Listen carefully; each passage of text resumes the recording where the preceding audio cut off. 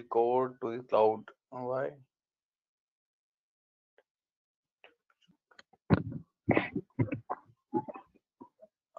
Guys, I'm not able to start this recording on the cloud. I don't know what is the problem, but I have just started the recording, and the recording will be on my computer itself, right? So I will share the recording after this session, okay?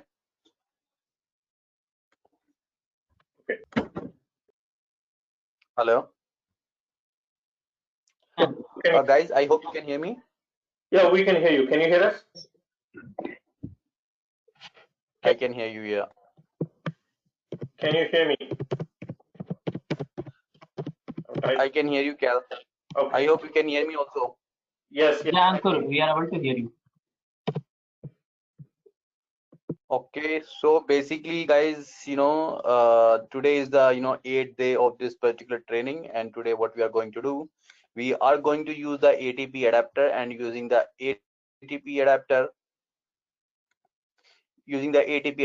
we are going to perform multiple operations, like how we can read the data from ATP adapter, how we can write the data, how we can delete the data, how we can fetch the data. And apart from this, we are going to look at if there's a procedure package in the ATP, how we can call that using that ATP adapter. Okay, so guys, before we start, I hope Subham has some queries. Shubham,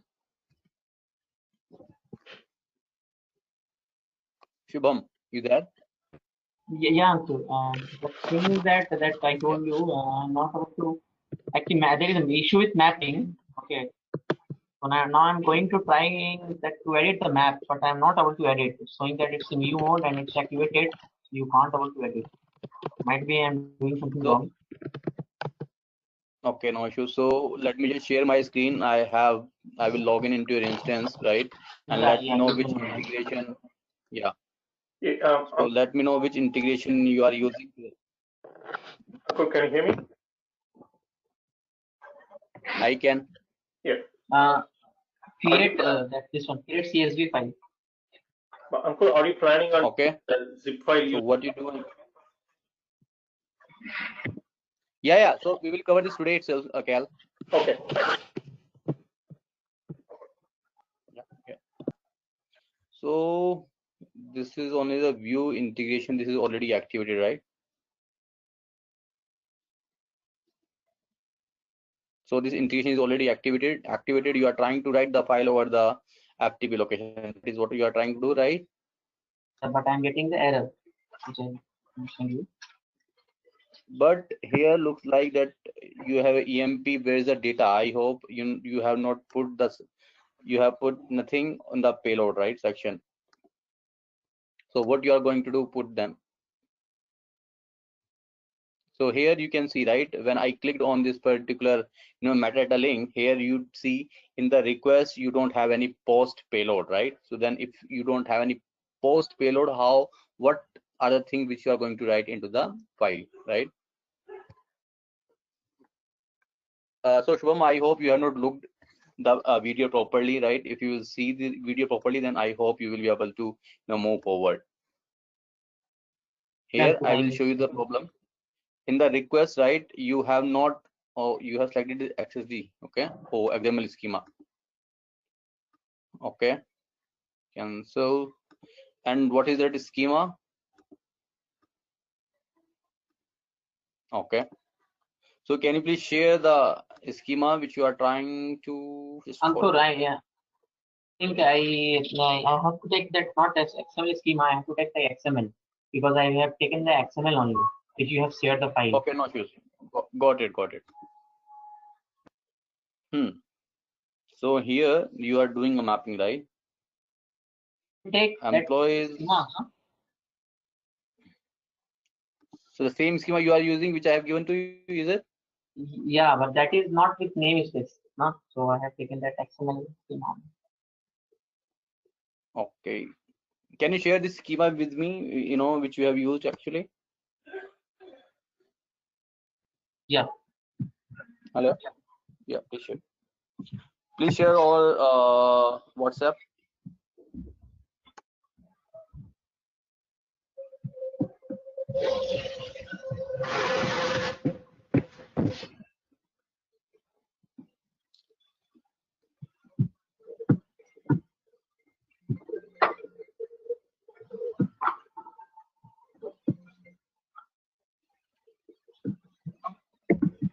Shubham, are you sharing? I had sent it to you in WhatsApp. Sorry?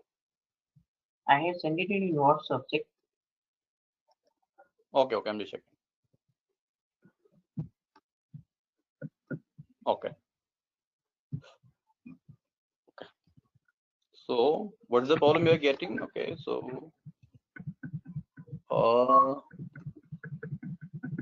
okay, so this is your exam, right? Okay, so let me just see if I have added this authorization pattern. Okay, send.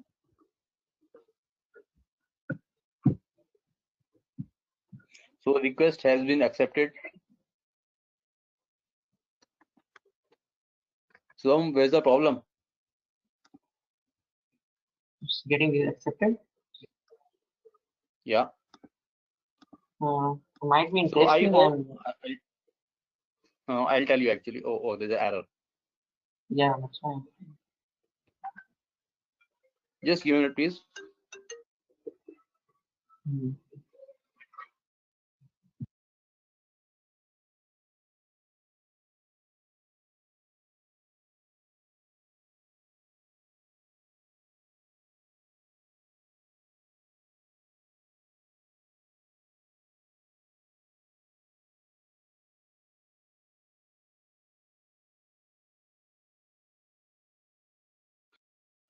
You are saying please make sure the payload for the outbound interaction confirms the schema and payload size. And the error is there in the mapping.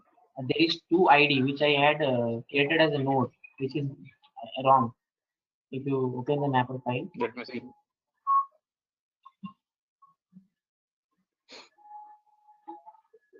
That's what I want to edit, but I'm not able to edit. Oh, from where it came?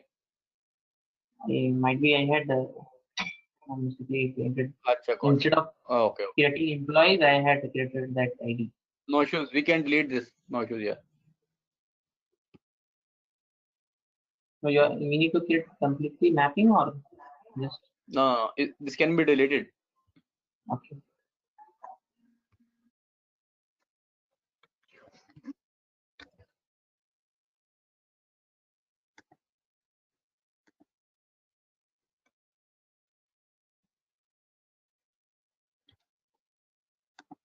Okay, so basically there are 2 ways to do this, right? So sometimes what happens, you need to export this integration and you need to, make the changes into the accessibility directly, right? Due to the limitation of the OIC, right? So basically, for every mapper, there's an accessibility which gets created, right? Which you can update it. So let me just, open this. So what you can do, you can just open this file, open this mapper, and here you see the code, right? So so for every mapper, there is an accessibility file which gets created automatically. Here you see you have created actually 2 IDs node, and which is throwing the error, right?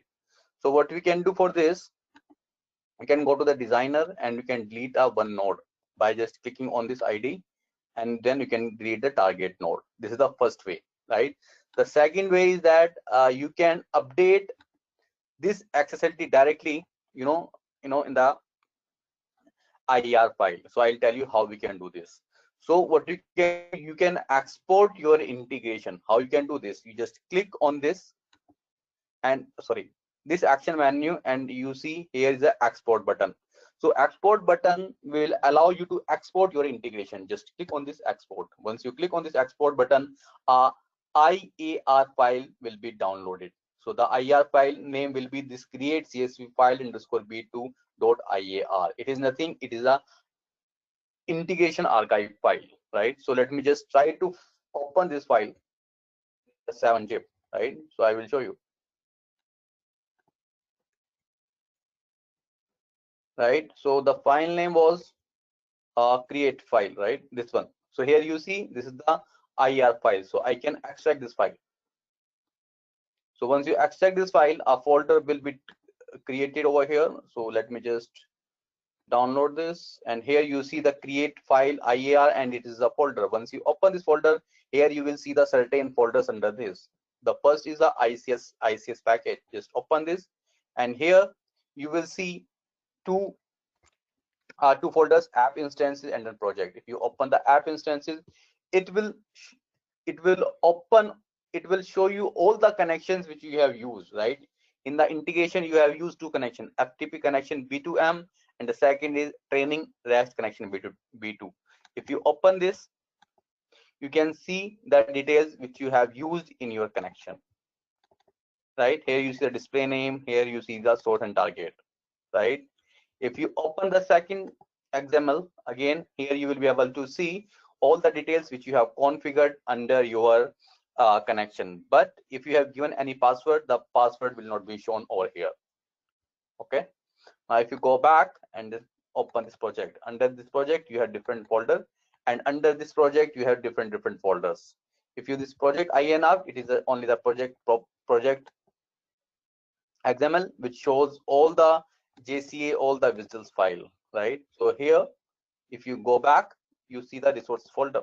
So this resources folder contains multiple folders. So this folder may increase or decrease, right? You know, the complex your process is, the complex folder will be created automatically. If you have a very complex, you know, the integration, there will be multiple applications folder, there will be multiple processes folder. If you open the folder, you will see the multiple things. You just need to open it, and then you can actually see the files which we have. So if you open this integration, here you will see the training. This you have created a get EMP data. So when you drop this adapter, you have given the endpoint name as a get EMP data. Here you see we have a JCA file, we have the visual file corresponding to this particular adapter. So here, just try to open this JCA file, and here you will see all the properties which are configured into the FTP adapter. So sorry, REST adapter, and whatever values you wanted to change, you can change it directly into this JCA file, and then you can archive back and then upload, right? Here you see you have selected the HTTP as a post. Here you see the resource URI, you have given the EMP, right? Here you have given the request media type application XML, right? Each and everything will be visible over here. Same way, if you open the visual file, you will see the multiple things which you have configured under this REST adapter, right? Here you see. Okay, now for every mapper which you configure, so here you just go back, you come to the processor and the resource, and here you see the XSLT file, right? If you open this XSLT file, here you will see all the mappings which you have done, right? Here you see you have taken two IDs. So what you can do, you can just simply delete any one of them, and then just save your file. Okay, now just copy this file and then go to the 7-zip, open this IER directly into the 7-zip, right? And then open this ICS package. Under this project we have this folder and the resources, and then this file was there in this process 16, right? Open this, sorry, and then open this file and then Excel. Okay, now just Control A, just paste that particular thing. So here you see I have removed one ID mapping. Just save it and then close it. Once you close it, it will ask you to file the save into the IER directly. Just okay. Okay, now what you can do, you can just close this integration, and then you can import back. Once in order to import this, just click on this import button and then choose the file. Here, download file, and then choose this IER file and then import. Once you click on the import button, it will ask import and replace integration, because the integration consists with the same name. Just import and replace. Okay, now once you open this integration again, here you will be able to see the mapper should not have this extra ID, right?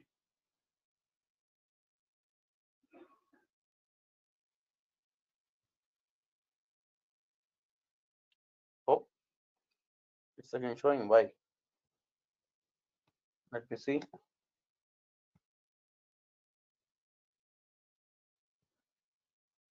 Why it is showing over here?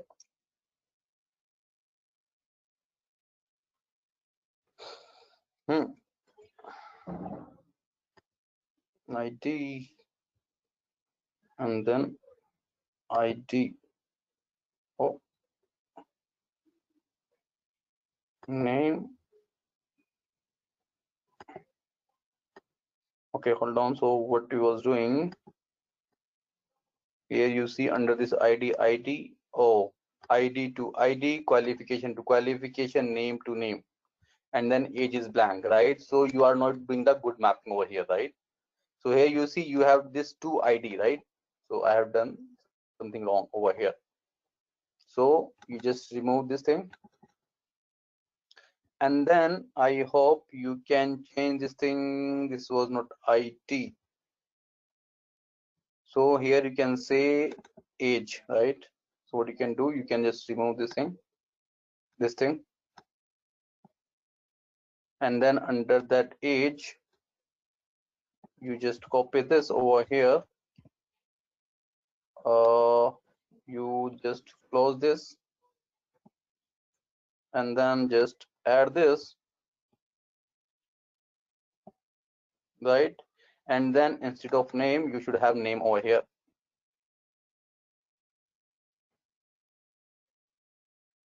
Guys, is this clear what I'm doing here? Cal or Shubham? Yeah, I mean, Sai? so basically you're directly editing the XSL file for the mapper. Correct. So this is how you export the mapper and edit it. If you want to do a bigger mapper, you don't want to use the UI. So this is the way that you need to export it and then import it. Absolutely. Okay. Absolutely correct. Yes. Okay. Now, before you import it, you can validate the things which you have actually, you can say validate XSL XML online, right? So you can check you can just paste this. This is nothing, it's XML file only, and then you can validate. If it is validate, it will show an error has been found. Okay, so where's the error? I hope we are doing something wrong here.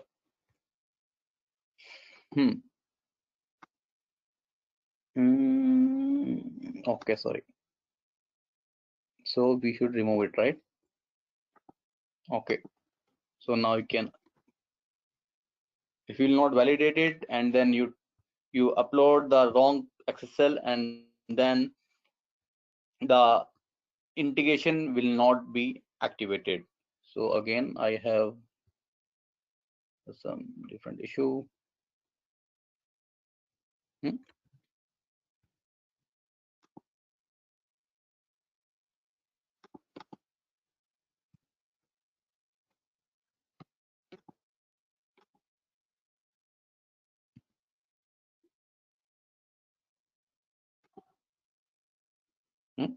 The end tag for element must end with this. Okay.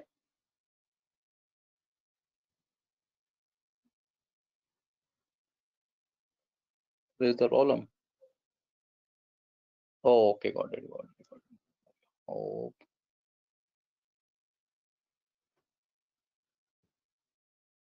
Page.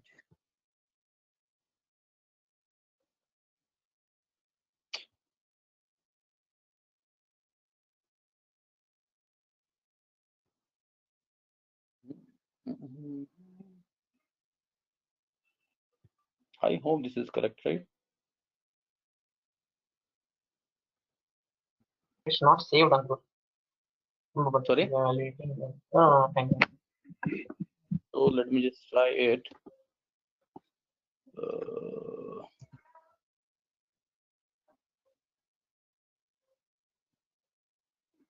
I hope it should be okay.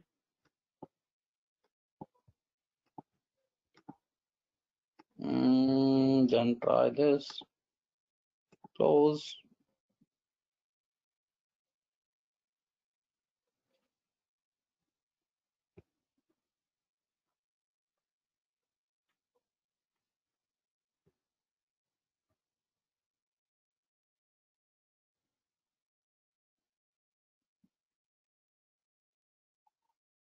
Okay, so let me just try to activate and see if it is going to activate or not.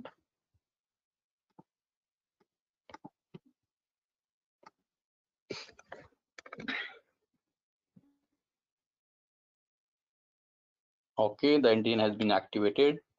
Now you can open this mapper and you will be able to see now, right?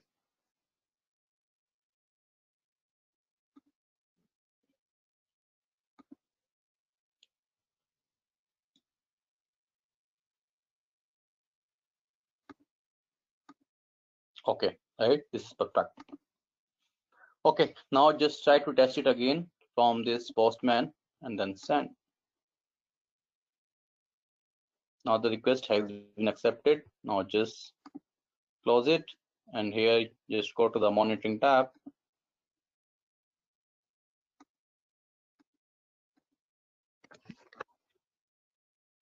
Here you see it's this time the internet should get success, I hope. Oh, failed again. Why? Notepad you have saved or not? Please check. Notepad++. Okay, so I will look it, later. So, I will check it offline and I will let you know. Okay.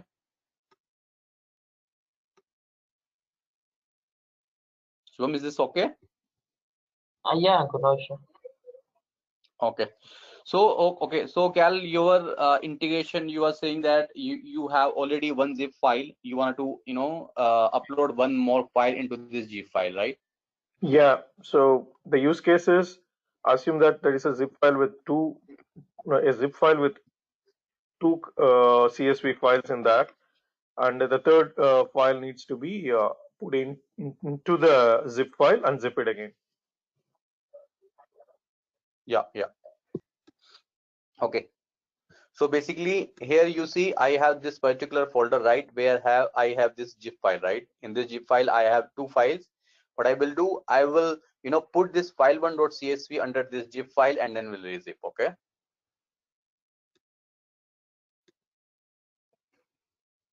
So for that, what I'm going to do, I'm going to use this file transfer, file transfer. Just select it. Again, when you select this file transfer, it is similar to the scheduled integration. So here I'm saying ship file. Okay, and then click on a create button. So here, once you choose this file, transfer integration, here you will see the schedule type of integration. Okay. So here I'm just going to choose this FTP connection V2. So first, before I upload the file into the zip file, I will unzip this file so that I can put the file, right? So for that, what I'm going to do, I'm going to write unzip file. Next, and here I will choose download file operation. It is because if you want to unzip that file from the FTP adapter, you have to use the download file operation. Once you choose this download file operation, then only it will give you a unzip operation. So I will select this perform unzip on compressed, the downloaded from the external FTP. Okay. Now here it is asking, from what's the input directory. So here I will give the input directory as this in directory. Okay. And the file name is this, the zip file.zip. Okay. And then here it is asking where you want to unzip this file. So here it will be the directory. Okay. And I will say perform an unzip on the compressed file. Okay. And here it is asking retain the zip directory structure. So I will say yes, I want to retain the zip file structure. Click on the next button. Okay. And then finish. Okay. So far what I have done, I am just using the download file operation. So just make it horizontal. So I'm just using the download file operation of the FTP adapter, and using this download file operation, I am going to unzip the file as well on the temporary location. So what I'm going to do, I'm going to again use the FTP adapter. So here I'll say put another file. Okay, and then next. Here I will say download file again. So here I will say I will download the file from my input directory, and the file will be my file1.csv. Okay, so I will say file1.csv. So here notice one thing, I will choose the same download directory which I have used earlier in order to unzip my file. So what it will do, it will download the file1.csv file into my temp directory where I have unzipped this file. Okay, and then click on the next button and then done. So now in my zip file, right, in my zip file I have two files and I have unzipped this file into the temp directory. Same now in the second FTP adapter, I am downloading this file1.csv file into the same unzip directory /temp. Okay, now I have three files. What I'm going to do, I'm going to use the stage file operation, and under this stage file operation I will say I will zip file. Next, and here I will say zip the files. So once you choose the zip file, it will ask three properties: specify the file name, specify the directory to zip, and specify the output directory. So here it is asking the file name. So I'll say the file name which I want to make is my zip. Okay, and then I will say zip. So this zip file will be created on the temporary location. Okay, so guys, I will ask one question here. So what do you think, which will be the directory to give here? Cal, any guess? That should be your temp directory, right? Yeah, that will be /tmp directory. Okay, Yeah. because I have this tmp directory on the staging location where I have three files. Yes. Okay, and it is asking where you want to keep this file. So here I will say The target. in the zip file, zip folder actually. Zip folder. So what will happen during the runtime? So this temporary folder on the staging file, on the staging location, right, will be zipped, right, and the file name will be the myzip.zip, and this zip file will be kept under the zip folder. Okay, then next, and then done. Now I have my zip file on my staging location. Now I want to transfer this zip file on my FTP location in the same directory. So for that, I'm going to use the same connection, upload zip file. Okay, and then next, here I will say write file. Okay, so I'm going to use this write file operation over here. I will choose the input directory, this one, and here I'll say another zip. Okay, and then next. So here I don't have any structure to specify, so I will select no, and then next, and then done. Okay, now just keep saving your integration. Okay, just open this mapper because I wanted to map the file reference of this zip file. Here you see, here is the zip file. Just expand this zip response, expand this ICS file, and here you see the file reference. Now just expand this. So now just map this file reference to file reference. Okay, and then validate. That's it. Now close this.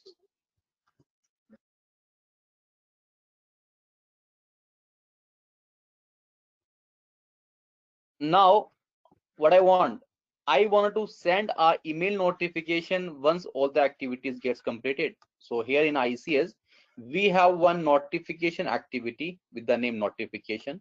Just put it over the end, which can be used to send an email notification. So here I will say send notification and then click on a create button.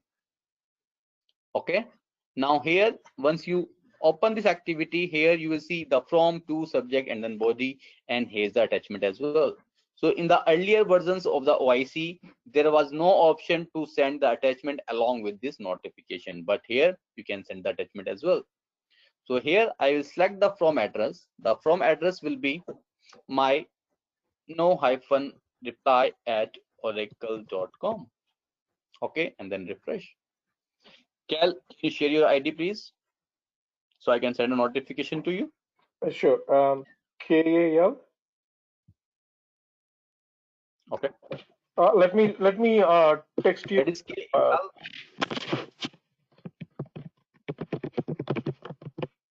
Can you hear me? Yeah, I can. Yeah, I can see your email ID now. Okay. KL. Okay.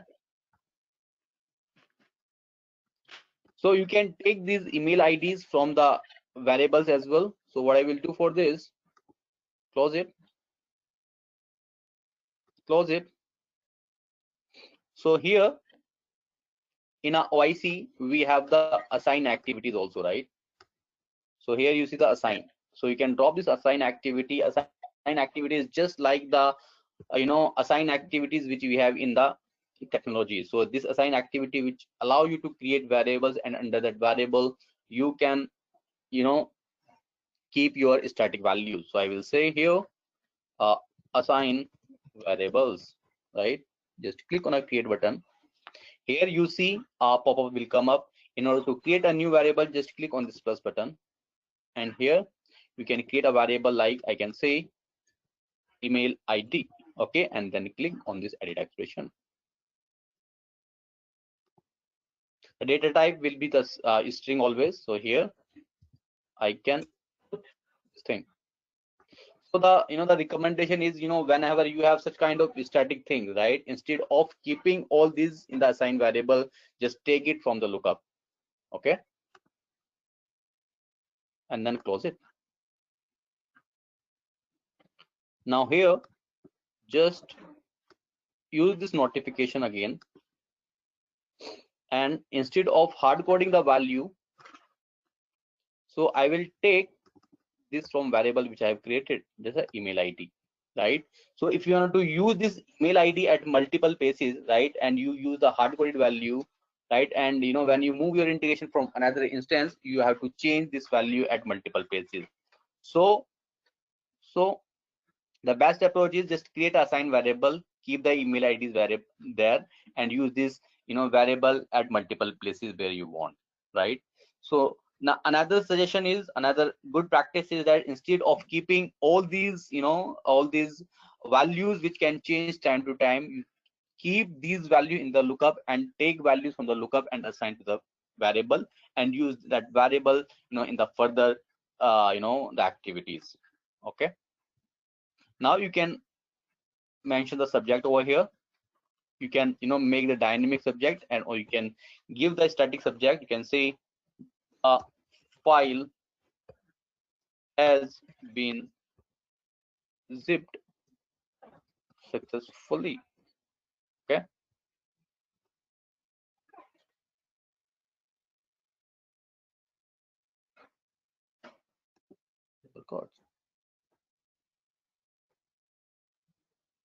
okay, now close it.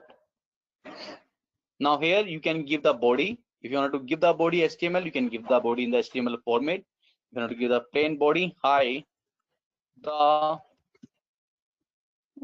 integration got completed. Okay, you can say regards team. If you want to give any dynamic value over here, so what you have to do, you say the file name. You can say under this curly braces, first you have to create a parameter over here by just clicking on this plus button, and here I'll say my file name which will be capped over here there, and I'll say this edit expression. So you can, here you will see there will be a zip response. You can say ICS file, load more, then the properties, load more. You can say this file name. Okay. Now you can choose this file name over here. Okay, that's it.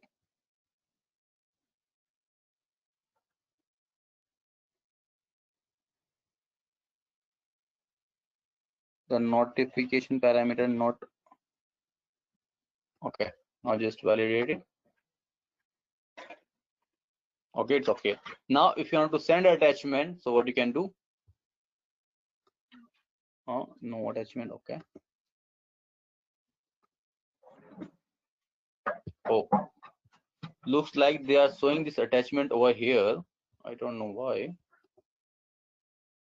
Looks like for this you have to you know, if you want to send an attachment, feature flags needs to be enabled, then only you will be able to send the attachments. Okay, just close it, just try to test your integration. Okay,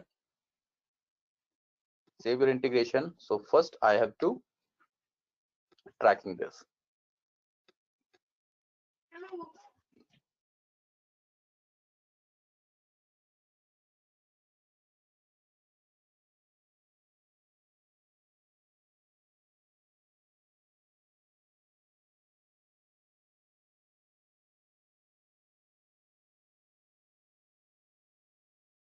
Okay, now just activate this integration. Cal, I hope you know understood the configuration which we have done. Yes, yes. I'm able to follow, but I have a couple of questions I'll ask you at the end. Yeah. So let me just try to run this integration first, and then once you have a question, you can ask, right? Once this integration is completed. Okay.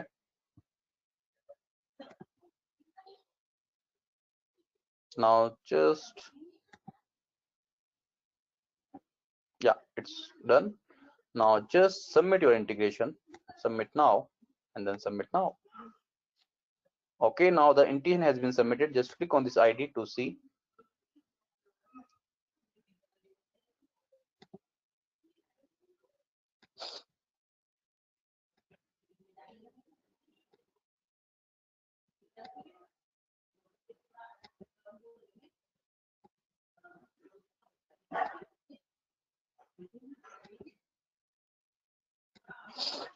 Oh, it's taking time. Why? Oh, it's completed, right? Now just go there, refresh this.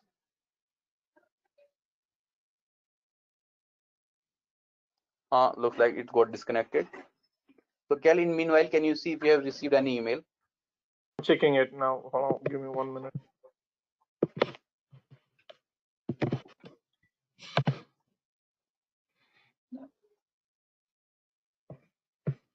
I haven't got. Okay.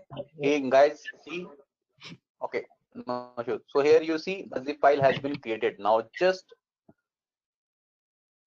copy both the files. I will show this zip file.zip and this another zip.zip, right? So Sure. here, let me just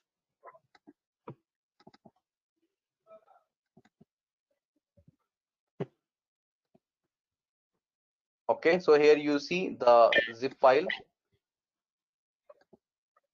Under this zip file, you have this, you know, unpaid other element and then unpaid another element, right? Now just open this another zip file, and under this you have, you know, the one file, and then you have these two files.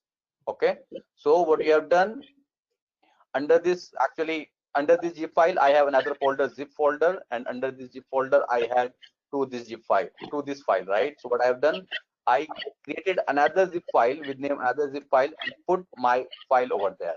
Okay, Cal, I hope you can see this, right? Yeah, I can see that. So So if you unzip the another zip file, you will have 3 files in a different folder, and then the file zip in a in the root folder. Is it? So basically, you see, right, and this zip file is have another folder, right? That's what I'm saying. But we didn't put the third file. Zip folder, right? So, That's what I'm trying to say. yeah. So I was not aware that this zip file contains another folder, right, where Oh, okay. all the files is there, right? Okay. So let me check my email just to make sure That's the reason I kept. Sorry. I'm checking the email to see whether I got an email. Maybe I've not got the email. You have not received. So can you see your spam folder? Yeah, that's where I'm going at. Hold on 1 second.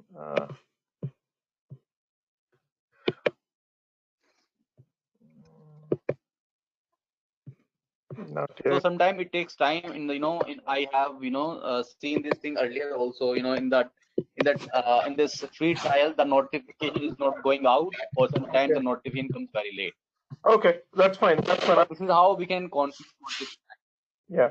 So my question. But my intent was to showcase the notification activity. I'm sorry, you're breaking. Can you hear me now? It's better now. Yeah, tell me. So I have 2 questions. One is, we took as a file transfer orchestration, correct? Mm-hmm. So can this Correct. run through the schedule? I mean, I know file transfer is also scheduled, but is there any reason that we took the file transfer? Can this be done through a schedule orchestration as well? So basically, what I feel is schedule and the file transfer both are same. I don't know why Oracle has created 2 patterns as a separate pattern, schedule and the file. I have never seen any difference between the schedule and the file transfer. You can use the same schedule orchestration pattern as well. And here you see the style is only schedule orchestration pattern, not the file transfer. Okay. And my second question is like, let's say, can the schedule, excuse me, can a schedule orchestration can be called within another integration? Let's say I have a main integration inside which I have to call this one, the zip concept, like, so can I call this integration So inside it can other be, integration? I got it. So here you see how to run this. Just click on this and then just click on this, right? Oh, sorry.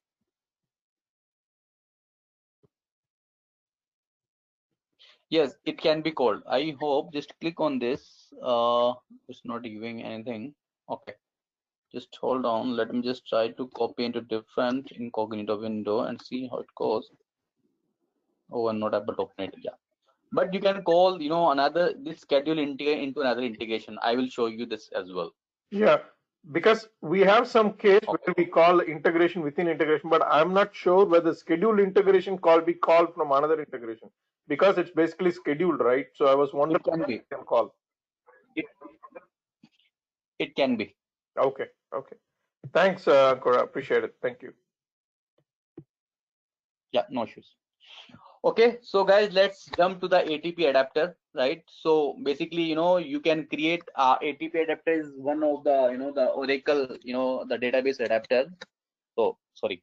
So ATP adapter is nothing. ATP adapter is the adapter which can be used to connect to the ATP database. The ATP database is the Oracle's database, which is available over the cloud, which can be accessed over the public internet, right?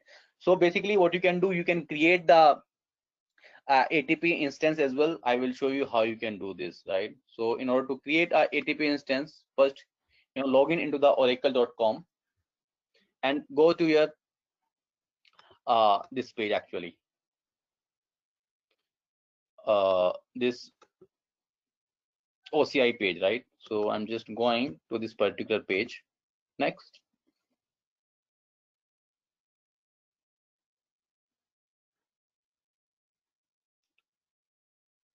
So once you log in into this Oracle Cloud page, you will be landed onto this particular My Services page. and from there you can go to the infrastructure dashboard. Sometimes when you log in, you directly goes to this infrastructure dashboard. If not, if you comes to this my services, you can click on to infrastructure dashboard. It will take you to the dashboard page, okay, where you can see all the services. So one of the service of Oracle is ATP. Just click on this hamburg menu, and here you will see the autonomous transaction processing. Just click on this.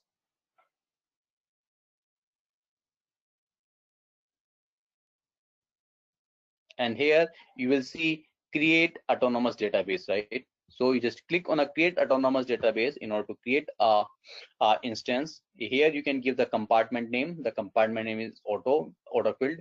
You can give the display name, you can give the database name. Here you can give the database name as my ATP, and then there are different options which you can choose. I'm not aware about much about this, but here you see the workload type, the database, data warehouse, the transaction processing. I will keep all the option by default option.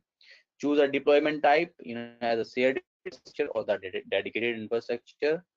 Here you can configure the database. If you click on this, I don't know if you are allowed to make the changes, free trial, but here you select the database version. I'll select 819C.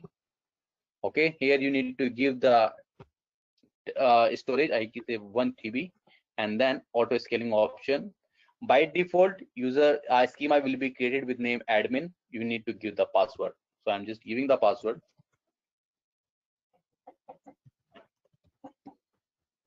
So Shubham, I will share this password with you right offline, and then click on a create autonomous database. Once you click on it, it will start creating a ATP instance. Okay. Authorization failed or request resource not found. Oops, what is that?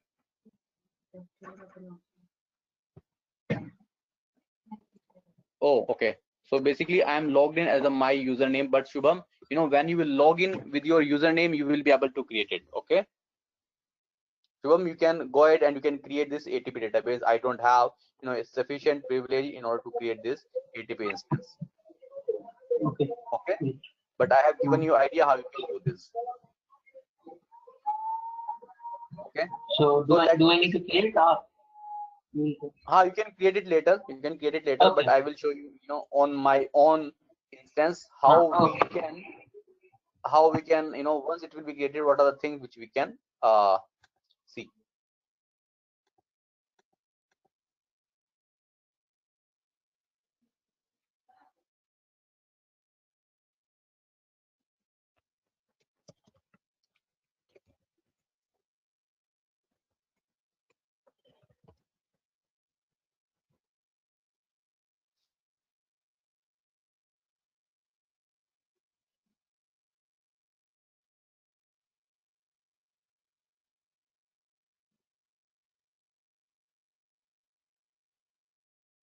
Okay. So here I will go to this particular thing.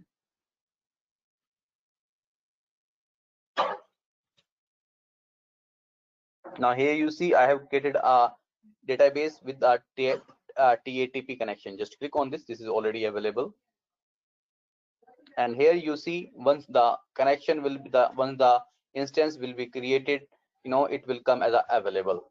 And here you see the DB connection, performance hub, service console, scale up, down, more actions. You can do multiple things from here, and then some information of this thing. And now just click on the tools. Once you click on the tools, you will see the multiple tools like the SQL Developer Web, the Oracle Application Express, the Oracle ML User Administration. So I am interested in the SQL Developer Web. Just click on this. Right. Once you click on this, SQL Developer on a web will be opened, where you need to enter the username and the password. Username will be the admin. Now this is the default user.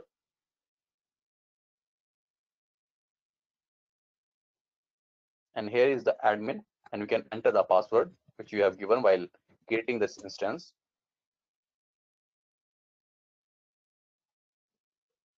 Here you see you can see all the schemas which comes by default, And then here you can see all the objects which you can create, like the tables, views, indexes, packages, function, procedure, triggers.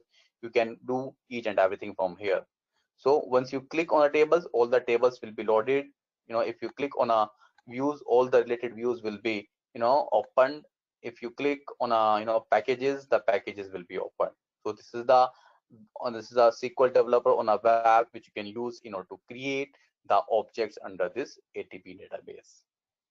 Okay, now the question arises, how we can connect this database, this ATP database with the OIC, right? So here you see, click on this DB connection. Once you click on a DB connection, you would be requiring a wallet. So if you want to use the ATP adapter, right, this ATP adapter asks you to upload the wallet. Wallet is nothing, it is just a zip file. So zip file will contain certain kind of credentials, right, and then connection string, which will allow you to connect the ATP database with OIC. So once you click on a download wallet, okay, another thing is, here you see the TNS name. So this TNS name is nothing, it is a service name. So by default 5 services will be created, like the training DB high, medium, low, TP urgent, TP. You can use any one of the services to create the connection. So here once you click on this download wallet, it will ask the wallet password. You can give any password of your choice. Once you give any password, a zip file will be downloaded. So this is nothing, it is a wallet which will help me to connect to my ATP database with the help of ATP adapter in a Oracle Integration Cloud. Anyone, any question on this? Yeah, Ankur. So you said, can you go back to the screen where it says I medium and something like that? Oh, okay. So click on this DB connection. Yeah, here. So this different TNS names, right?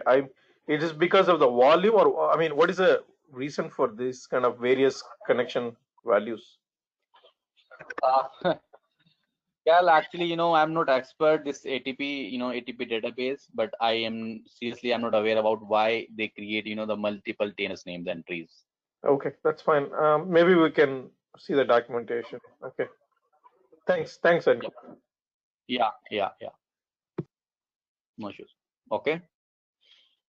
Now just go back to the OIC instance, and here you just try to connect with the ATP database. Just click on the connections and then click on a create button. And here we need to search the ATP and then select this and then select. And now here you need to give our identifier the name. You can say ATP con B2, and then identifier will be picked up automatically. And from here you can choose roles like trigger, invoke, trigger and invoke. I'll select trigger and invoke both and then click on the create button. Excuse me.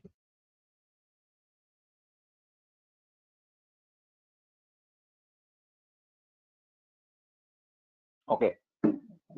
So here you need to provide different values like the host name, port, SID or service name. So basically, in the earlier releases, in this ATP connection, there was no host name property, there was no port, there was no SID, only the service name was there. So I will use this service name. The service name will be I can use any service name, but I will take this training DB high, copy this, and I will put this into the service name. Okay. Here I will choose this security policy JDBC over SSL, but there are another property as well, JDBC basic authentication. So under this JDBC basic authentication, it will ask the database service username and the password. Let me just try this admin. I have never tried it, but let me see if it will allow me to make the connection or not. Okay, let's try to test. I don't think so it will allow me. Let's check. Yeah, you see unable to establish connection, please check connection properties. Okay, So here, what I'm going to do, I'm going to use this JDBC over SSL connection, where it will allow me to upload the wallet which I have downloaded. Just click on this upload button and then upload. Here you see, okay.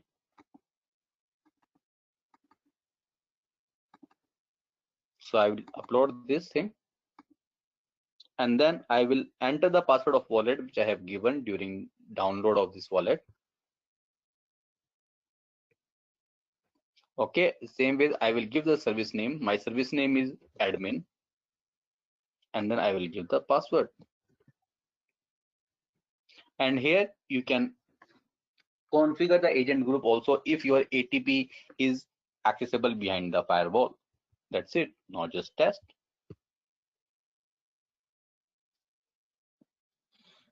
And now here you see the connection has been tested successfully. Just close it and then save. Now this connection is ready to use in the integration. Okay, now just click certain, create certain integration where I will use the operation like read, write, update, and delete. Okay, now just click on a create button, and then I will choose app-driven orchestration and then select.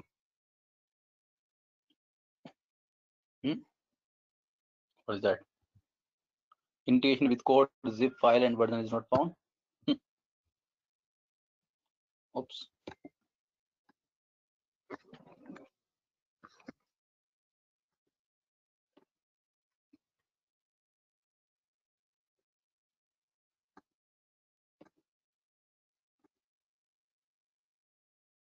Oh, so here you see this is the old look and feel. I don't know what is happening.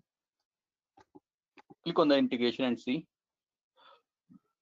Oh, looks like there's some issues. That's the reason it is switching from new to old. Just click on the app-driven orchestration. Okay, so here, okay, just give me a minute. Let me just log it out and log in again and see.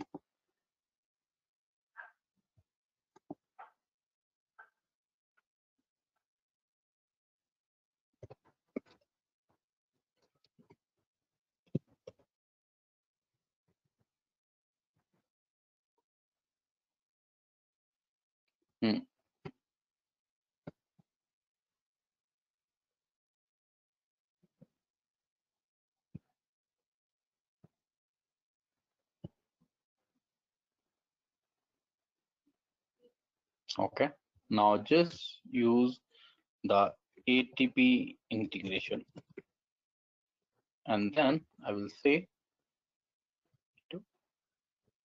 and click on create button. Okay, so here I will select my REST connection because I wanted to create a REST APIs which will allow me to actually enter the data into the database. So here I will say DB operation.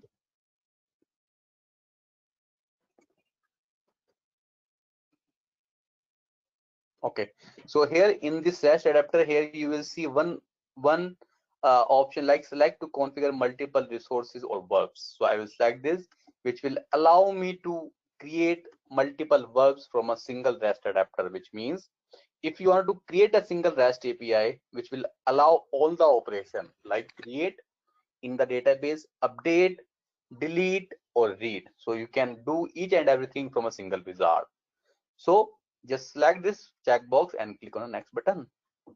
Okay, and here you need to give a operation name. I will say get employees, and then this operation will do like to get all the employees, and here I will say it is employee. Okay, and I will choose the verb as a get, and in the get I will give a ID as a ID.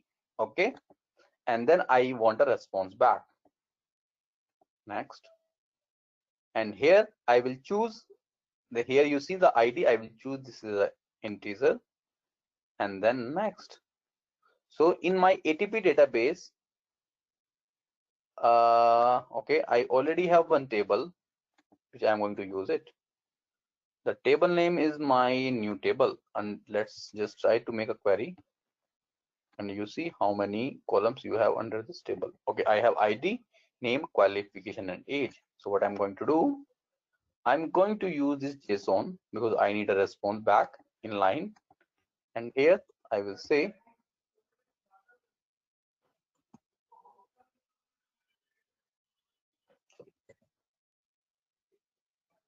ID, name, I will say qualification, I will say age. Okay, ID again will be in ID, I will not take. Okay, and this will not be array because I want to select a single employee, right? So I will not take this as a array, and then okay, and then next. Okay, now here you see one operation has been added. Now if you want to add another operation, just click on a checkbox, and if you want to update that operation, just click on this checkbox and then next. Now I want to add another operation, just click on this and then click next to add a new operation. Click next, and here the same configuration wizard will get open. Here I will say create employee. Okay, and I'll say this will be used to create employee, and here I will take the verb as employee. Okay, and here you need to select post, and here I will select configure request payload and then configure this endpoint to receive the response, and then click next. Here again I will select this JSON sample and then inline. So here I will take ID,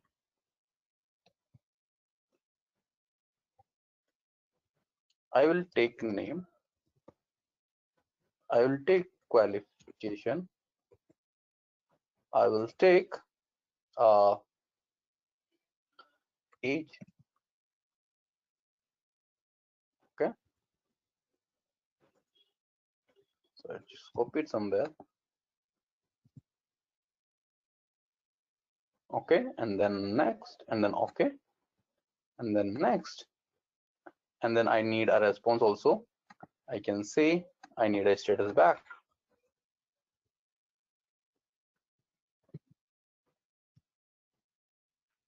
Okay, and then okay.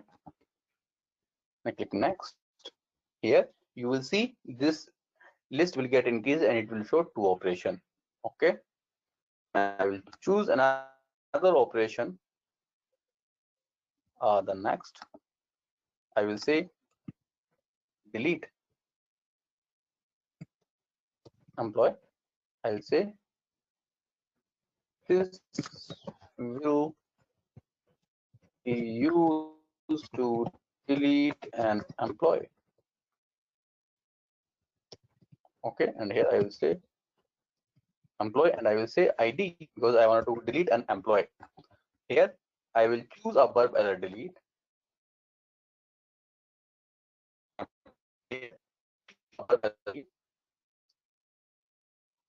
Okay, and then I don't need a response back.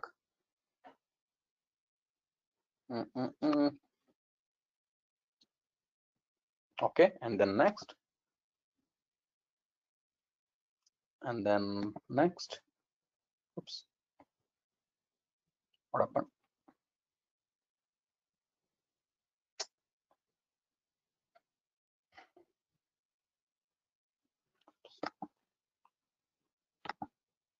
Okay, here you see the third operation has been added as a delete. Now the last operation is update.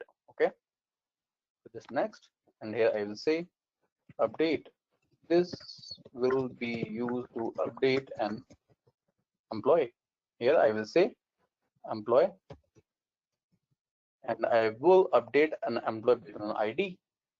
Okay, and here I will choose a put verb, and I will say next, and then next, and here I will say JSON sample, and then inline, and I will say this thing, and then choose this ID, remove this ID from here. Okay, and then okay. Next, and here you see all the 4 operation has been added. Now just finish this wizard. Done. Once you finish this wizard, you will see the navigation, as you will see the integration panel. Just for save your integration. Okay. Now here you see the 4 branches like the delete employee, the create employee, update employee, and the get employee will be created. Whatever you want to do, you can do in all the branches. So here, first I will configure this create employee. So here I will upload, here I will just drop this ATP, right? And I will say create push employee. Okay, and from here you will see one drop down of the operation drop down. From here you can choose invoke stored procedure, run a SQL statement directly, and perform an operation on a table. So here I will select perform an operation on a table. Just select this.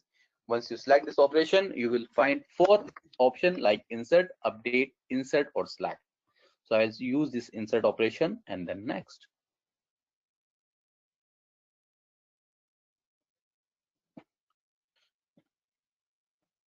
Once you click on the next button, it will upload, it will try to fetch all the schemas. So I will select the schema as an admin, and from here I will search the table. My table name was, I hope, something like new.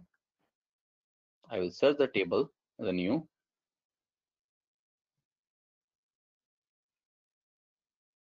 and here I will just select this and move to the select pane, and then click on import tables.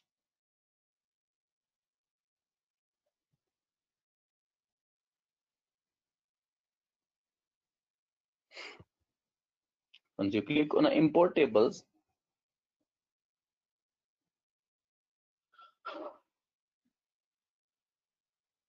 okay, from here you can do multiple things. You can review and manage parent database table relationship if you have multiple tables. You can review and filter columns from selected database tables. If you wanted to remove some columns from a database table, you can do this in advanced option. I'm not going to use anything as of now, and then click on next button.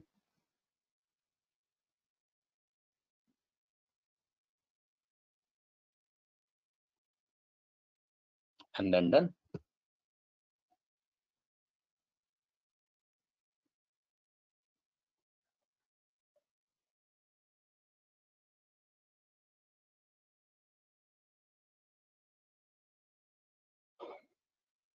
Okay, here you see, just save this integration, and now configure this thing.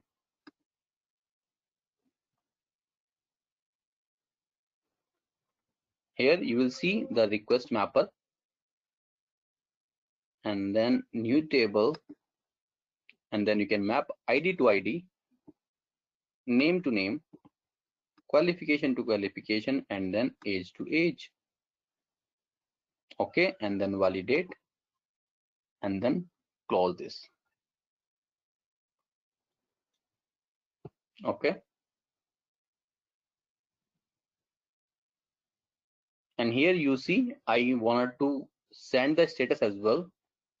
Here you can map this.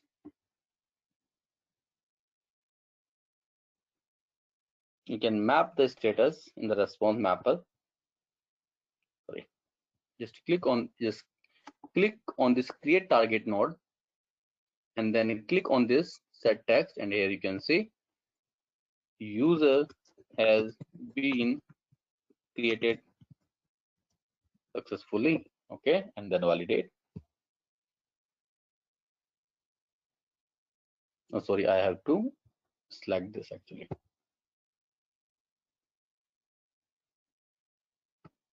Okay, and then close, apply.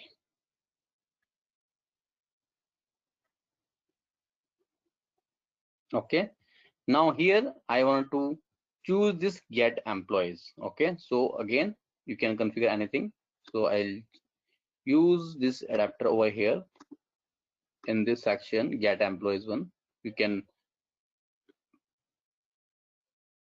so here I want to say fetch employee. Okay, oh sorry. Okay, and I will choose the perform an operation on a table, and I will choose select, and then next.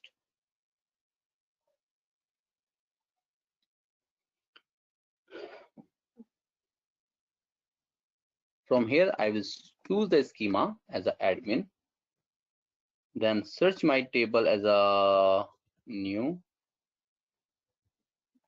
search,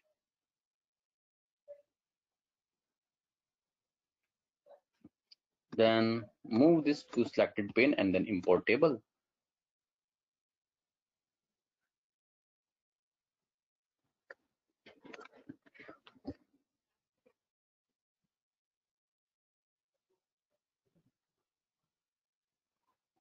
Okay, and from here I will review and SQL query.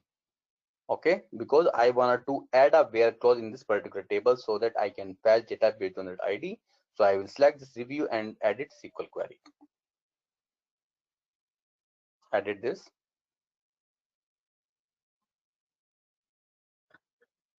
And from here you just select this edit using expression builder. And here you need to add a query criteria. Just click on add new. And here you see the ID, I will say equals, and here I will say the parameter. I am just going to add a new parameter as a emp ID. Okay, and then click on a OK button.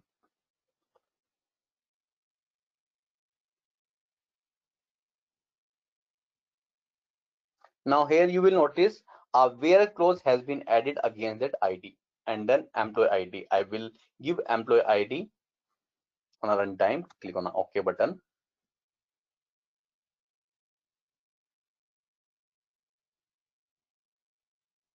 Next, OK, and then next, and then complete your wizard.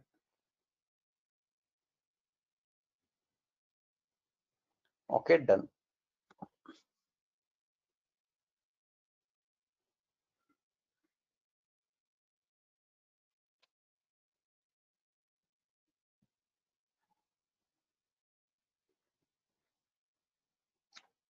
Okay, now here you need to edit this mapper.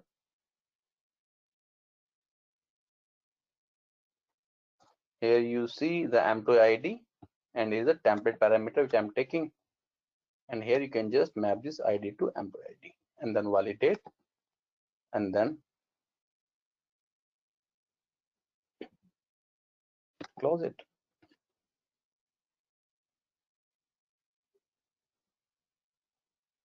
Okay, save integration, and here I want to update. So here I will select this ATP here actually. Okay, and now I'll say this was my update employee. Update. Okay, and here I will choose perform an operation on table and then update, and then next.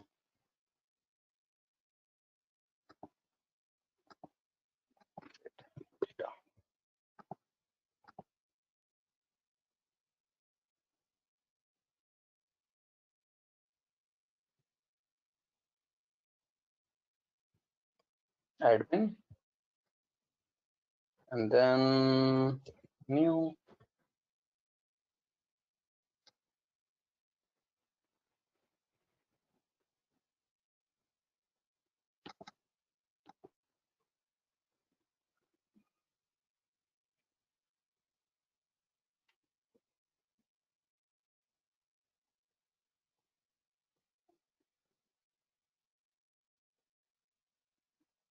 Next,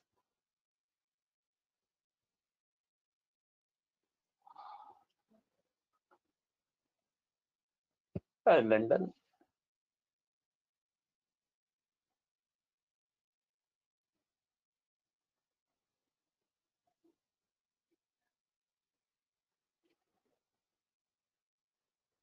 Just save your integration first.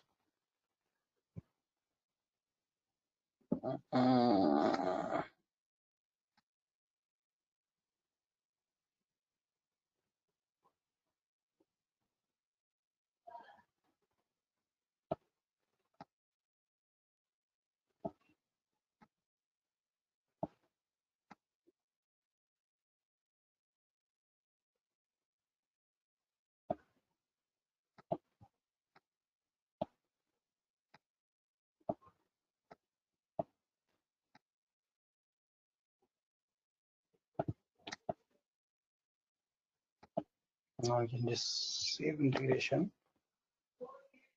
and you can choose the update data, and here just template parameter.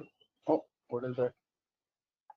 Looks like I have done some wrong configuration. This update actually.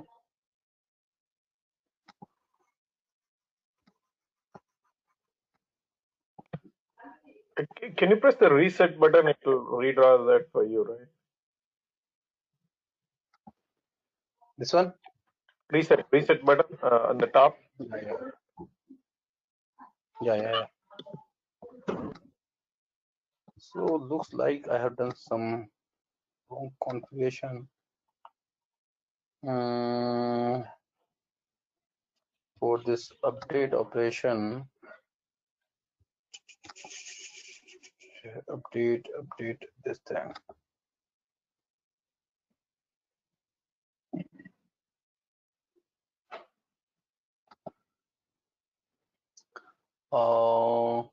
Add and review parameter. Oh, okay. I have not configured a request payload because I wanted to give a payload as well. Now the hold on. Okay, cancel. Just close this and reopen.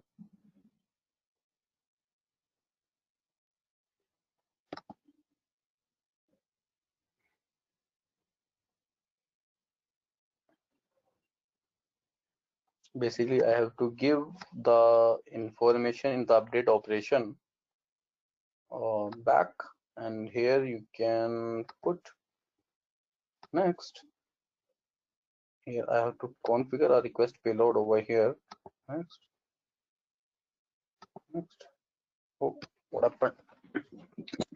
The application has encountered an unexpected error. Please check in application detail. I don't know. Okay, so let me just configure this delete operation first. Where's the errors here? I don't see errors over here. Trigger. Okay, I don't know where's the issue.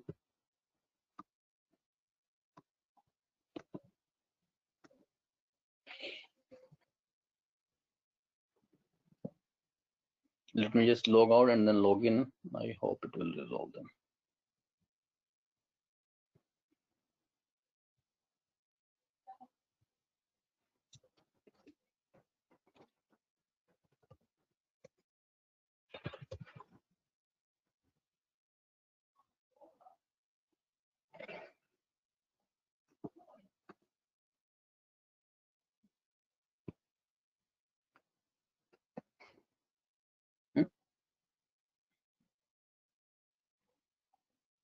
I don't know why it is showing 4.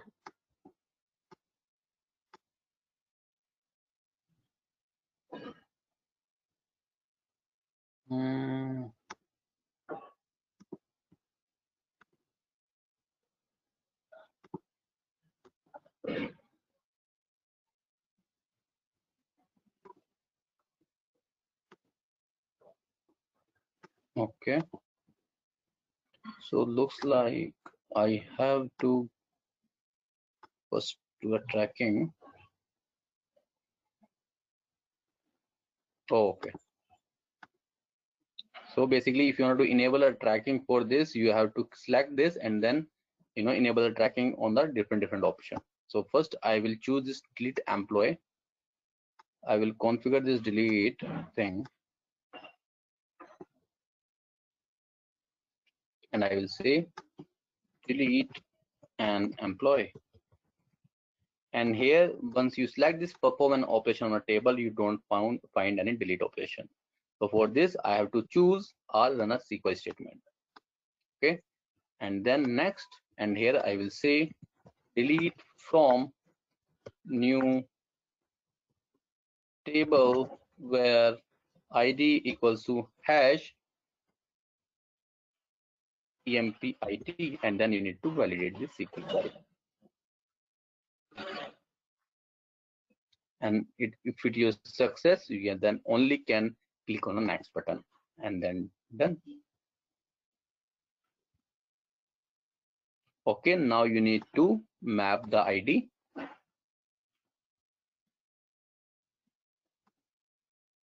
You can add this template parameter ID. Okay, and then validate, and then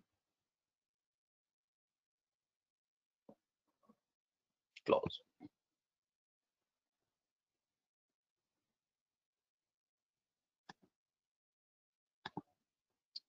Okay, now just save your integration.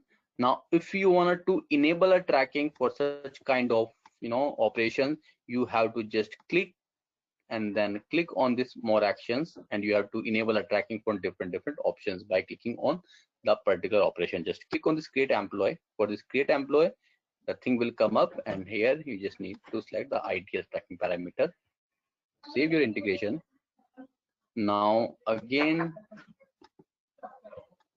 select this for delete employee. Under this delete employee, we are just making this ID again. Keep saving your integration. And now here I will choose update. For update operation also, I'm choosing this, the ID tracking parameter. And now get employees, then get employees again a ID parameter. Save your integration.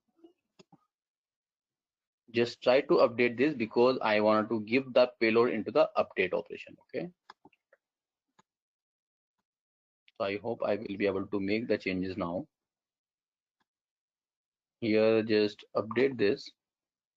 Next, choose configure a request payload. Oh, looks like I cannot update it, right? I should be able to update after this configuration.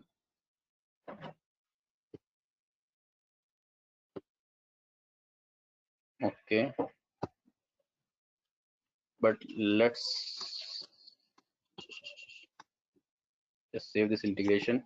Guys, any question on this? I hope you have understood how we can create multiple verbs in a single REST API and how we can use the ATP adapter. Let's try to test it. Okay, I have some. Anyone any question? I have some question, Ankur. Maybe after you test it, give us a question answer time, and then we'll ask question. Yeah, okay. So basically update operation will not work because in the update operation I missed to give the payload to update it. So let's just try to test the operation, enable tracing and then include payload and then activate.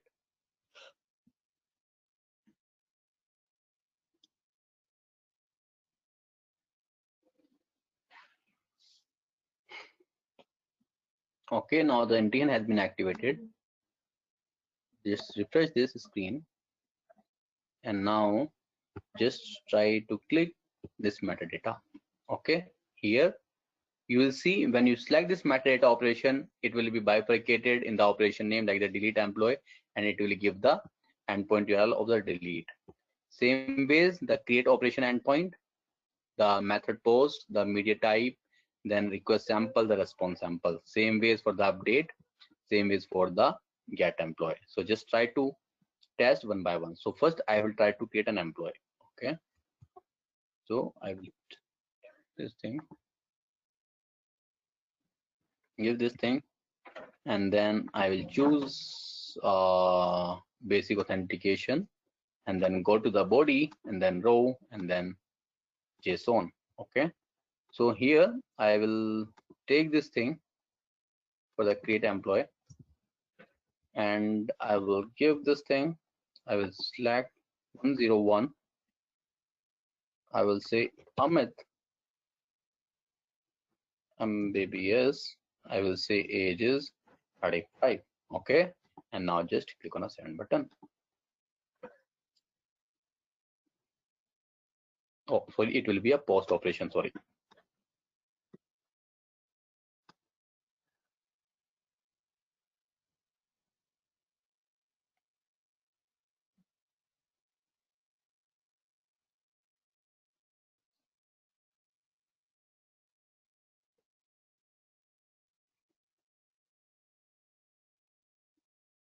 Okay, here you see the user has been created successfully. Now just open your ATP database and just try to make a query.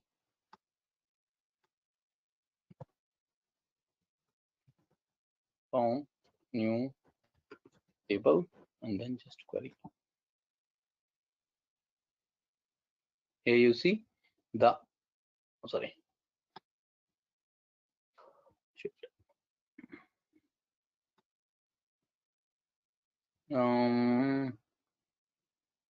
Here you see the Amit with ID 107 MBBA 35 has been added.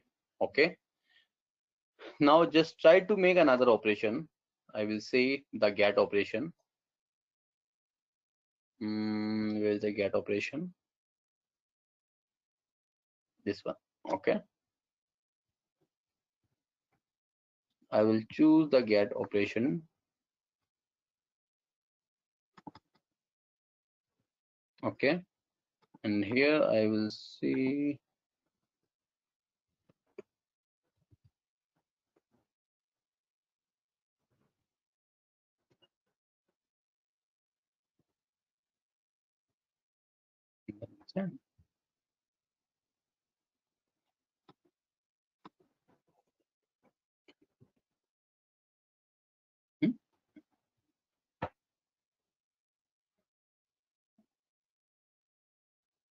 oh, sorry.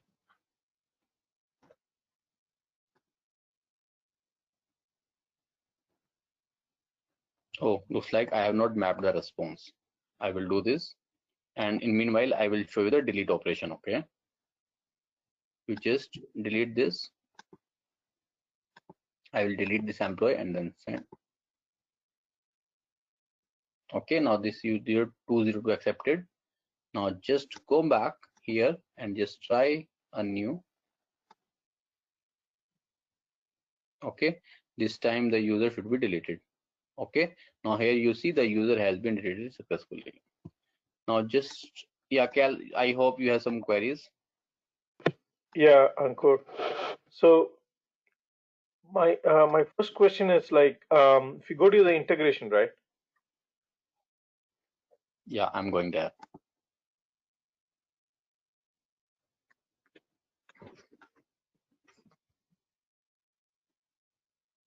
Yeah. If you go to create employee, you have the first mapper that was not being used at all, right? Is that okay to leave it there? That map to create? Yeah. So that, Yeah, we can delete it. oh, okay. So my second question, this is more practical question I'm having even at the workplace. So this is more like a real-time question. So for example, right, you map the ATP adapter, say the push employee. Let's say that ATP is the dev instance and your OIC also is a dev instance. Now you are taking this integration and importing into production or test. So when you, let's say you take this and put it into production, right? So you have to change this connector, right? So is there a way that we can, uh, so even when I export this integration and import it, it is going to import it as is with the dev connector, correct? So if I have to point Yeah. to, yeah, so is that a limitation? Because like say when I import it to production instance, I have to come to the integration again and modify this, edit this to point to the production. Okay, so you are saying, let's suppose you have created one integration. Okay, so I got your question, so let me just rephrase it. So you are saying, let's suppose I have created one integration on a dev instance, and here I'm using the ATP adapter, and the name of ATP adapter is dev ATP. Okay, Yes. now you wanna, once your integration is completed, you wanted to import this integration on the test environment. Okay, in Okay. the test environment, you already have one ATP connection with a different name as, test ATP, which you wanted to leverage it, right? That is your question is, Yes. and you wanted to replace this. Okay, so first of all, this is not a good practice that you are having the different connection name on a dev, test, and then production, because every time you migrate your code from one instance to another instance, you have to update the connection details. Okay, this is first. But you can do this. There are some workarounds as well, that if you want to replace the connection with a different connection name but of the same type, you can do this. There are two ways to update it. One is via the REST API, and the second is you need to export the integration, and in the files which I have showcased earlier, you need to update the connection name over there itself. For that, I have written one blog. I will blog with you. You can follow this blog and you will be able to update this. But this is not a good practice. Why? So let's suppose you have modified your integration, right? And then you have uploaded into the attached instance. You have changed the connection somehow, right?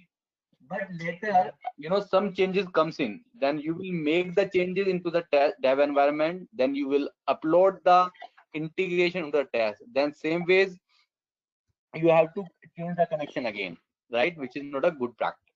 So make sure you will have the same connection name in the dev, test, and then production. No, but let me think here. So you are saying ATP is the connection name as a ATP dev, ATP test, ATP production. Instead of that, you are saying just leave it as a ATP is the connector name. That way, there will not be any mismatch. Yeah. What is the harm? Actually, you have different instances, not a single instance, right? If you have But different instances, then what is the harm to keep the same name? see, the problem here is, well, I understand. I know I got your concept. Theory, yeah, that makes sense. But the problem is, right? The availability of instance. So in our example or in our works, the real time, we have two instances of OIC. One is the same instance doing test and dev. The other instance is UAT and production. So if we want to develop, we use the dev adapter to test to do the development, and then the SIT, that is system integration testing. We have another adapter created for SIT database. So in the same instance, we are doing this. That's why the problem we are having. Okay, got it. So you can do this. I will share one blog with you, which you can follow, and you will be able to update your connections name. Okay. But there's some limitation. If you want to replace the connections, you have to replace the connection of the same type.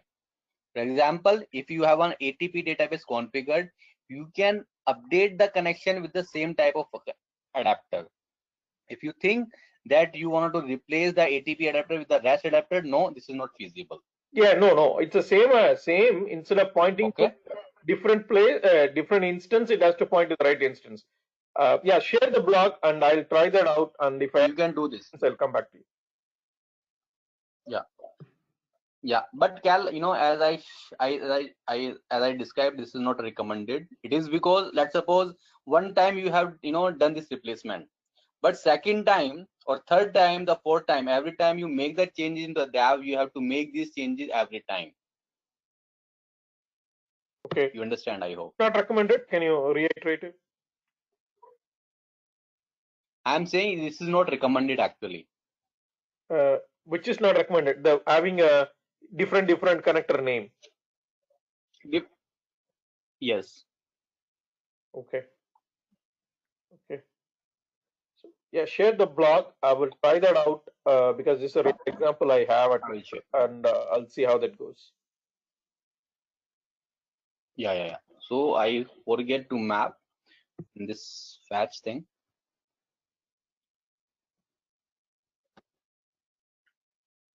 Okay, and then fetch employee, new table collection, new table, and then name to name, qualification to qualification, and then age to age. Validate and then close. Okay.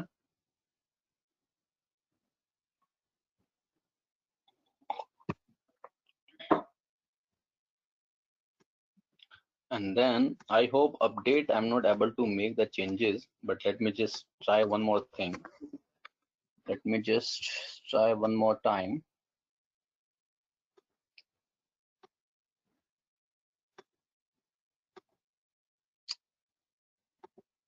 Okay, so let's do one thing.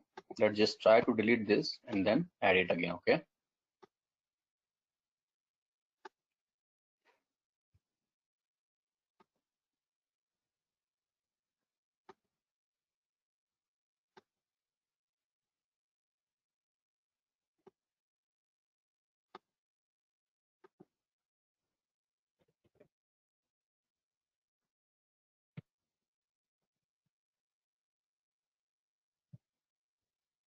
I'll say put.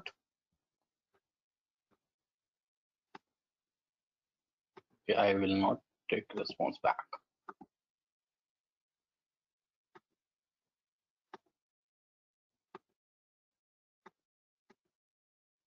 Okay, then I will say I wanted to update this thing. I want to update name, qualification, and an age based on that particular ID which I have given in my template parameter. Click OK. Then next, and then next, and then finish your wizard. Update.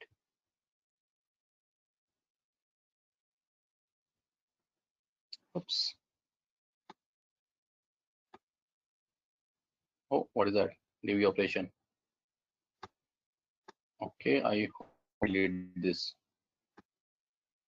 What is that DB operation?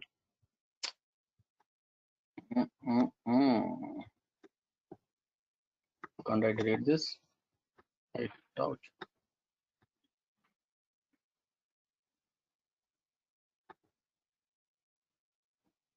What is that?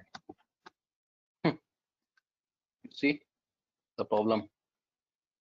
Okay, no issues. I'll just close it. Discard.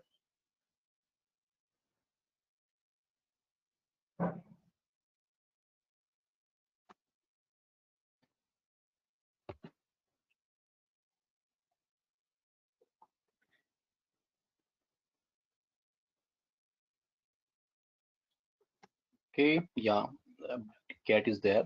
Close it.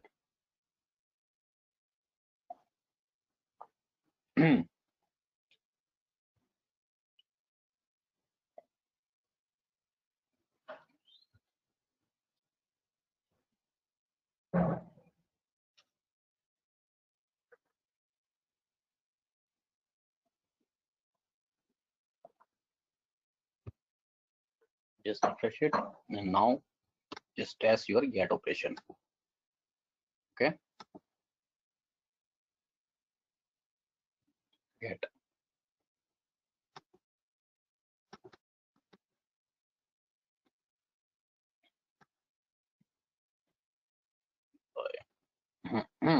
I'll say, let me see what are the IDs we do have. I have 4.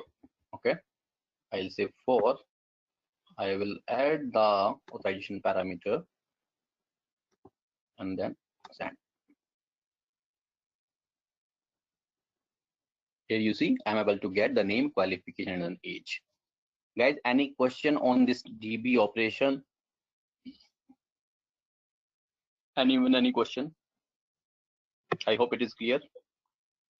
Yeah, I want to share my experience with this DB operation. If you mind, can I share it with the team? Yes, please. You want to share your screen, is it? No, I just want to update it. Maybe next class I can share that if I'm ready with that example. So what happened in this DB connections, right? So this is perfect. So one real time is like, say we have a procedure with a variables. If it is a very primitive variable, meaning varchar number and all that, it's fine. There is no issues at all. But if procedures, because in real time scenario, you may not have only a simple variable as input parameter or output parameter. You may have a table type, right? Like type of Correct. PL SQL, you have a type objects. Correct. So what happen is in the real time, you have a procedure already created for some other use and you are trying to use it. That could be a reason. Or by default, people will try to create a type in the package specification, usually. And then you create a type and everything, you bring to integration, it works perfectly fine. Let's say, for example, you have a type spec. I mean, you have a package spec with a type variable of, let's say, attribute 1, 2, 3, 4, and 5, and then you finished your integration. It's all good. Next time there is a requirement comes in, whereas you have to have more attributes in your type. So you go to a spec, you change it from 1 to 5, now 6 to 10. And then you compile your spec, body, everything is good. Now you come back to your integration, you open your mapper, you will not see the new attribute which you added in your procedure. So we went with Oracle, say this was a learning for us from the last couple of weeks. So we went to Oracle and say, hey, what's going on here? Because we're not able to see. Then Oracle came back with Note ID, which is I don't know why they are not putting it out there for everyone to see it. The reason because you should, if you are going to do it this way, you should not have a type variable declared in the package spec. It has to be a type object in the database. Then it will automatically reflects that in your mapper. If you declare it in the spec, it will not show it later when you go and update the spec. The reason because you can see the reason. Then we discovered the reason. So what happened? The reason is whenever you create a type object in the spec, either it is SOA or it is a ISG or OIC, Oracle creates a wrapper code which we don't see it on a daily basis, but it creates a wrapper PL SQL code behind the scene. It's called Rosetta. So they create the wrapper class. They create the wrapper class only the first time around. Whenever you create the integration, it creates a wrapper class. So anytime you go and change the type spec and come and do it in the integration, the Oracle code doesn't go and update the wrapper class to show you the new variables. That is the gap. So Oracle creates a wrapper class only at the first time around. If any modification further to your code, Oracle is not responsible for updating the wrapper class. To avoid this wrapper class issue, you have to declare that as a database object. If you declare that database object, there are no wrapper classes or wrapper code involved in the integration at all. Just want to share this. Yeah. So Cal, good to know that you are explaining your experience over here, and I hope this is learning for everyone as well. So you are not a single one. You have experienced the same issue. I'm using the ICS since last 3 years, and I'm just getting such kind of issues on a daily basis. So I'm using this database packages very extensively in my integration, wherein I have received all these issues. So you're absolutely correct. Whenever you are using the complex types in the packages like the table type, something like this, and you are using in your OIC integration, a wrapper packages will be created. So later, if you add more attributes, it will not be visible in the OIC mapper.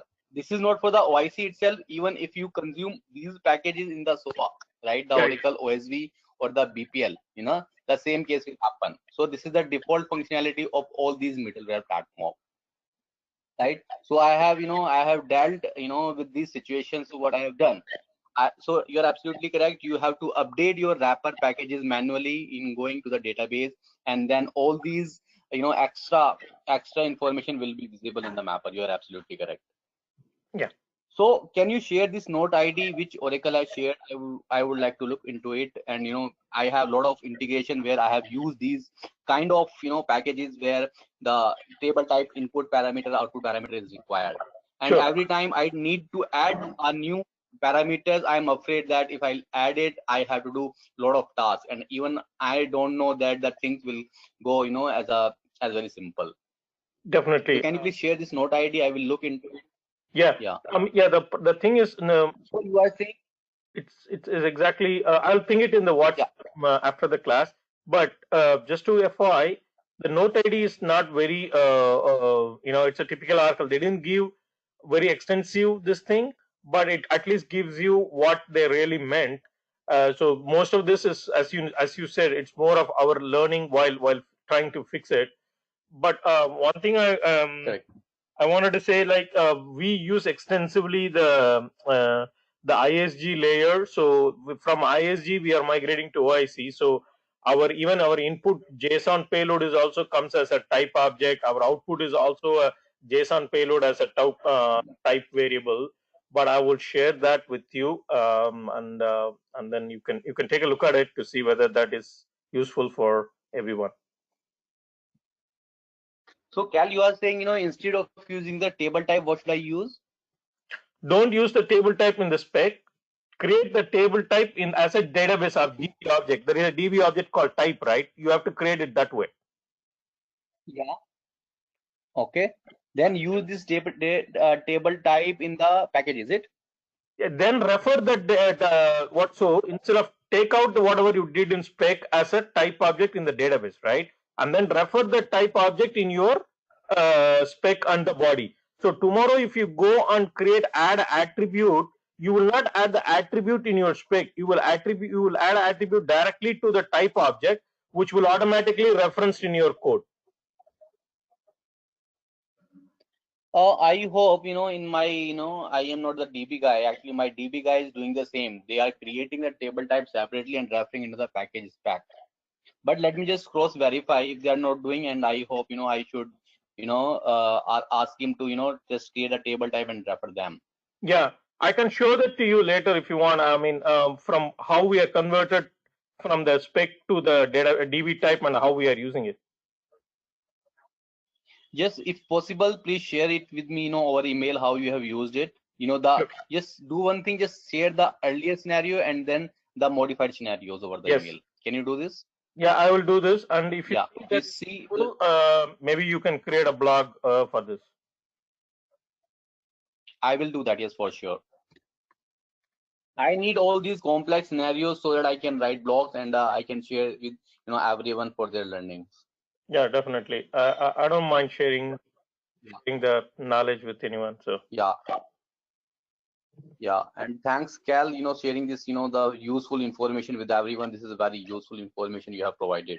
Sure. And if you are talking about this ISG, I have used this ISG, in my early integrations, but my experience with ISG is not very good because ISG behavior is not as stable. Sometimes it's showing, sometimes what happens when you are doing a cloning and all, right? There are a lot of changes which you need after cloning of the instances from one to another.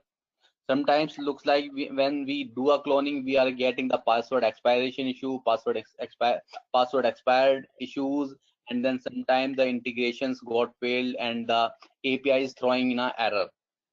So my experience is not good with the ISG. No, we are going through the same boat. But my primary job is I'm application architect, so my primary job is to make sure these blockers are resolved. So we recently resolved this cloning issue with 12.2.7. That's a problem. Oracle is not updating it, but digging through it. After the cloning, you have to run one script, just the one script, which fixes the majority of the. Okay. What they're doing is, if you, for example, right, if you clone the instance of ISG, EBS, if you FND SOA services, still your non-prod instances endpoint URL will be pointing to the production one because you cloned it, and then Oracle absolutely correct automatically going and changing the endpoint URL. So Oracle is given an ANT. Absolutely correct. I have faced this issue as well. Yeah, there is one single ANT command will fix all these problems of your password, of your endpoint, Okay. of your services. Okay. I will say. Okay. Got it. Yeah. Yeah. Actually, you know, this is not our job. This should be the Oracle's jobs to fix all these things after cloning. But I don't know where every time the clones happen, we have to raise a RFC with the Oracle and asking just do all these changes. Then Yeah, I only know. they take 2 or 3 days to make all these changes. Yeah, finally we found a documentation from Oracle. It's a documentation. It clearly says post-cloning process, and you have to do this, this, this. And one of the, it's a very simple command, but I don't know why they put this information in, in a 1,000-page document rather than just a single page. So Just please share this documentation with me and highlights the point which we need to take care about it after cloning. Okay. yeah, sure. Yeah, that's good. Okay, guys, I hope we are good for today's session, and I hope can we continue the session tomorrow same time 8:30 p.m. IST. Yeah, that will work. 8 o'clock. So Subham, I cannot confirm Amit is not there in the session today because Amit works, you know, in the with the Saudi guys, Saudi client, Okay. and you know the Sunday is working for him. Let me just confirm him. If he's okay for the 8 o'clock, we can do that. Otherwise, we have to have 8:30 or 9 or 9:30 as we have done last time. Okay. Yeah.